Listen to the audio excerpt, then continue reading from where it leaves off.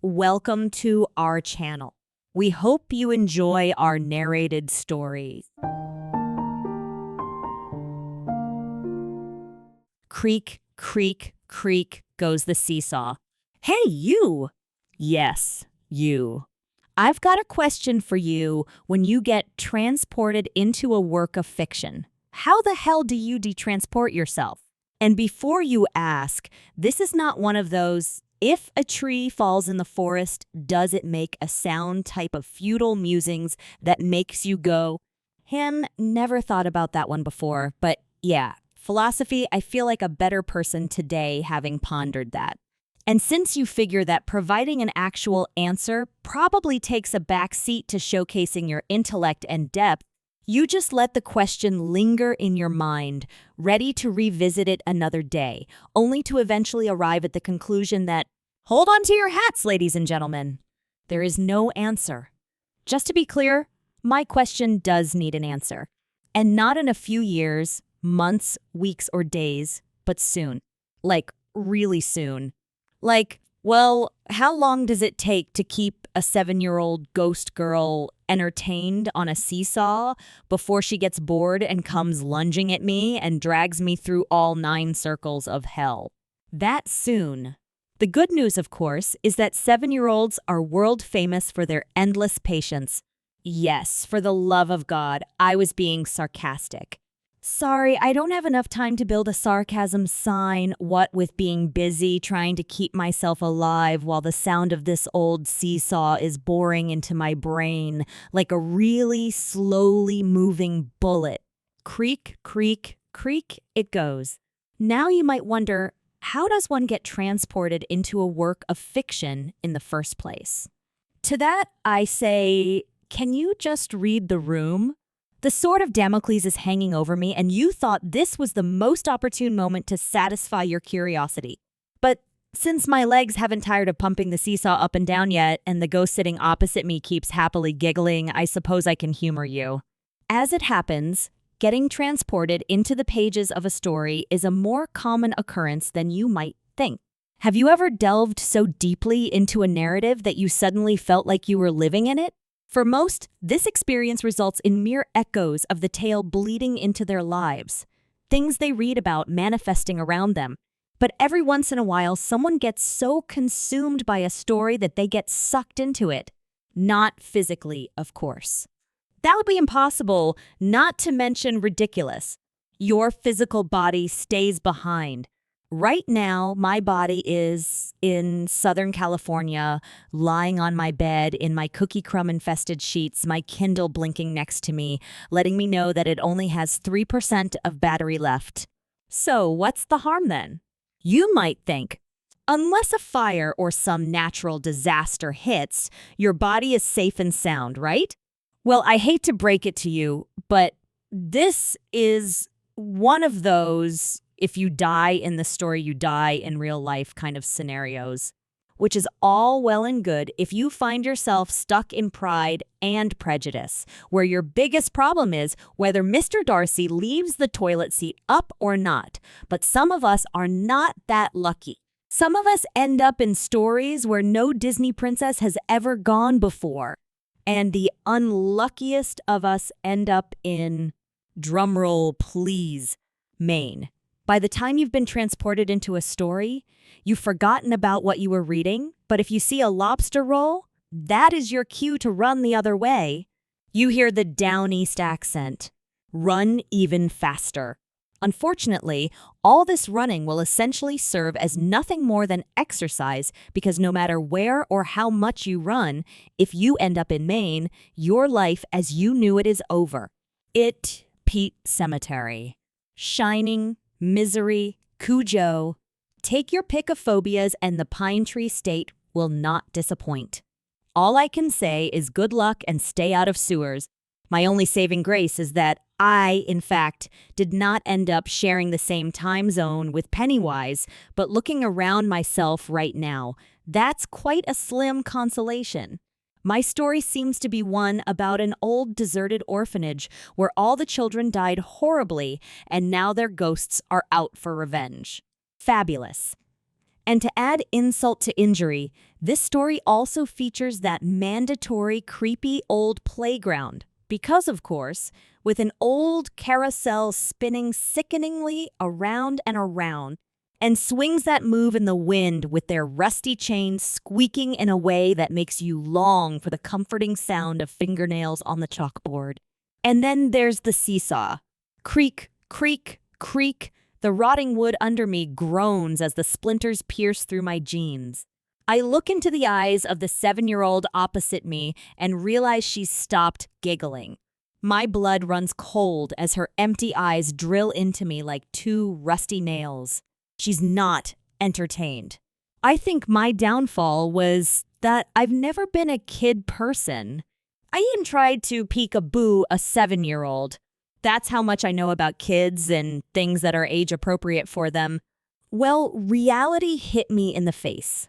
Literally pretty fast. I can still feel my face throb. Unfortunately, the slap that the little girl delivered made me none the wiser when it came to activities with children, and I hate to say it, but the seesaw was the extent of my creativity. Creak, creak, creak it goes. I glance past the little girl now, and my breath catches.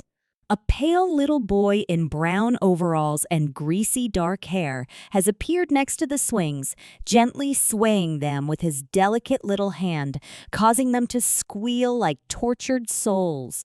He stares in my direction, sending a chill down my spine. A heavy, ominous mist envelopes the playground like a weighted blanket, and as I squint, I see more children emerging from its depths, their eyes glinting like bloodthirsty hyenas. They are coming for me. My first instinct is to call for help, although I already know it's not coming. I wasted a good portion of my time in this story looking for others like me. Others who had been sucked in, thinking that strength in numbers could at least give me a fighting chance against these vindictive little monsters.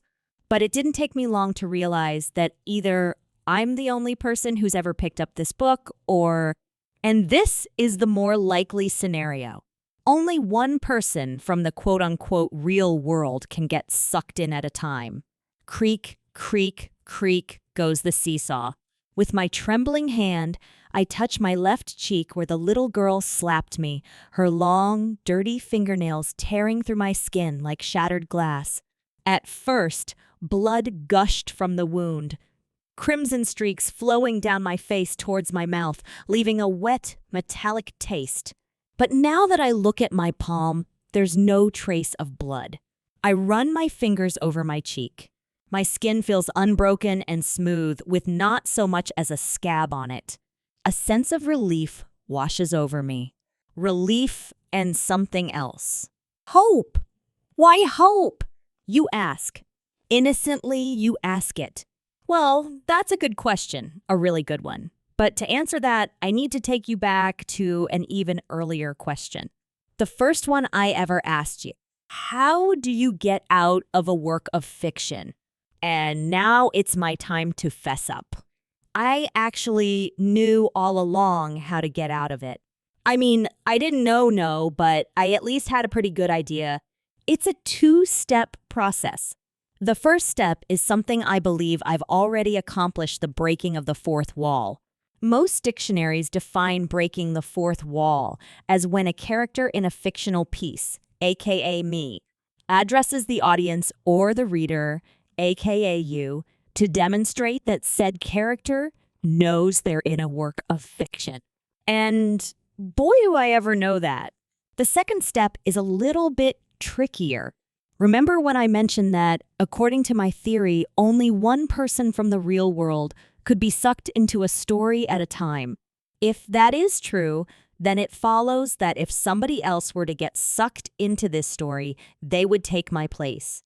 Ergo, I would go back home. Do you happen to have any idea who I have in mind for taking my place? Come on, take a guess. Is it sinking in? The good news.